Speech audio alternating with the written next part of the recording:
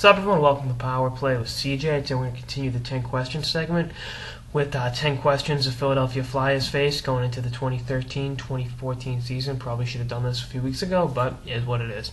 Number 10, what effect will Vincent Lecavalier have on this roster? Obviously, I think he'll score 25 to 35 goals, 60 to 70 points, and be an efficient second line center behind Claude Giroux, who we'll talk about in a minute. But I think on a deeper level, I'm excited to see what effect he has on Sean Couturier. Now, I've compared the two players ad nauseum on the show. I've even said Couturier reminds me a little bit of a cross between Lecavalier and Patrice Bergeron, which is very, very, very high praise. I love both players. They're similar.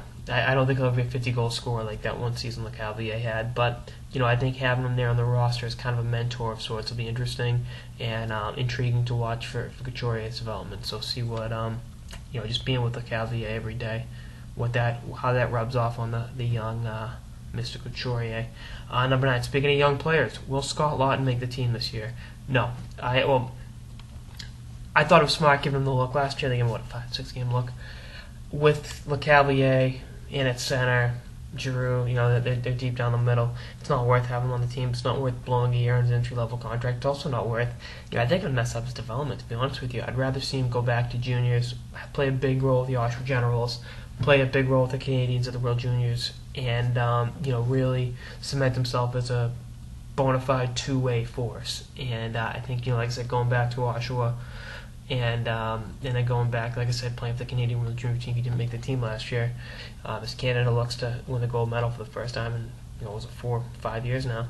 They're going to need him. And I think those minutes will be more important to him than playing third or fourth line minutes in Philly. Speaking of centers on the Philadelphia Flyers, is Claude Giroux 100%? This is going to be tough. Obviously, Philly is a tough town, and they're very tough on their athletes, so he may push himself to come back early. I think he'll play open tonight. I think he's shooting already, so it's not a big deal.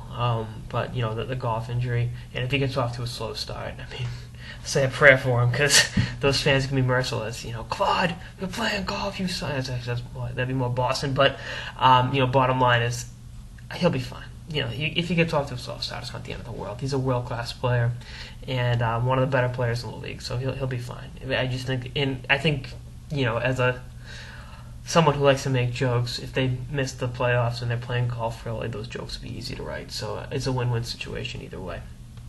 Number 7 was Strite that obviously going out and getting former Canadian and New York Islander Mark Strite, who's 35 and will be 36 in December.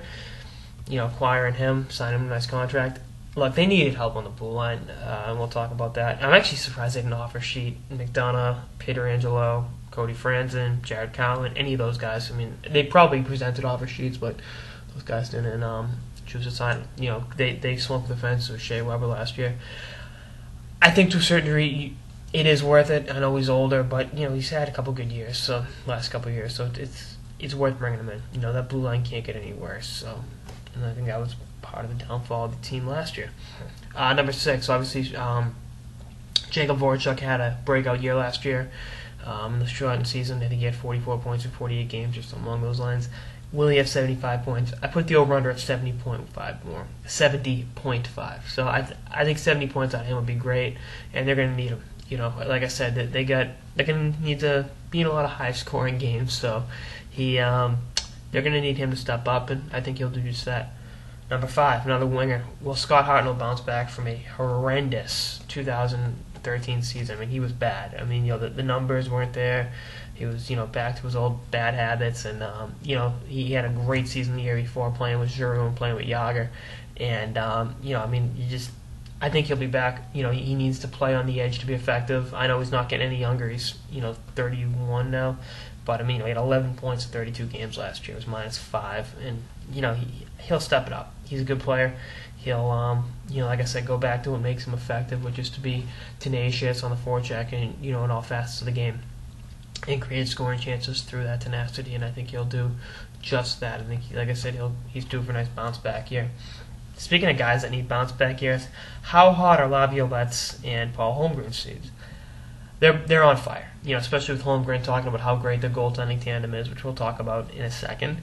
I'm shocked they didn't fire Laviolette over the summer, to be honest with you. Not that I think he's the root of the problems, but, I didn't think, Stevens was the root of the problems either, and, they fired him with Dry Island and all that stuff. But, I think Laviolette's seat's slightly harder than Holmgren's only because Holmgren can pull the trigger, if the team gets off to a bad start. And I think Holmgren lasts the year either way, but if the team gets off to a slow start, Laviolette's out of there. That's a foregone conclusion. Number 3, will Chris Pronger come back? I don't see it happening. As a Bruins fan, it's the exact same situation with Marc Savard.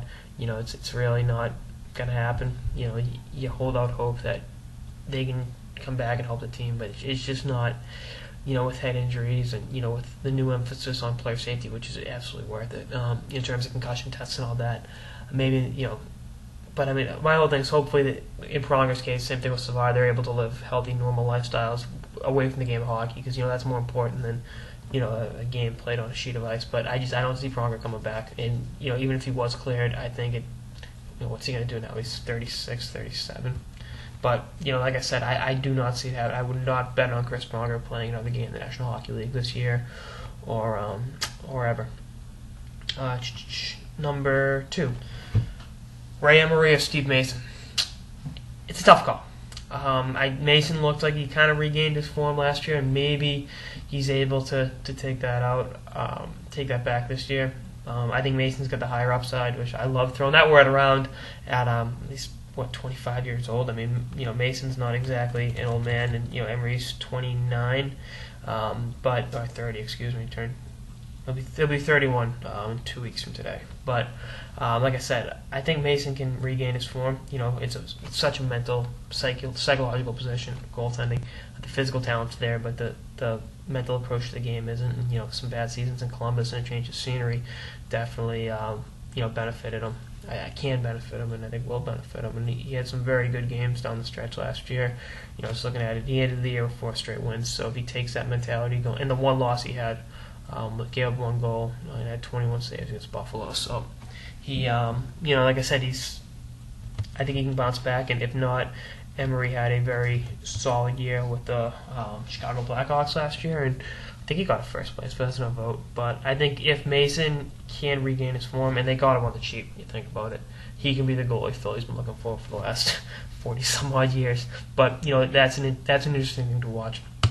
And the number 1, will this be a train wreck on par with the 2006-2007 Philadelphia Flyers season?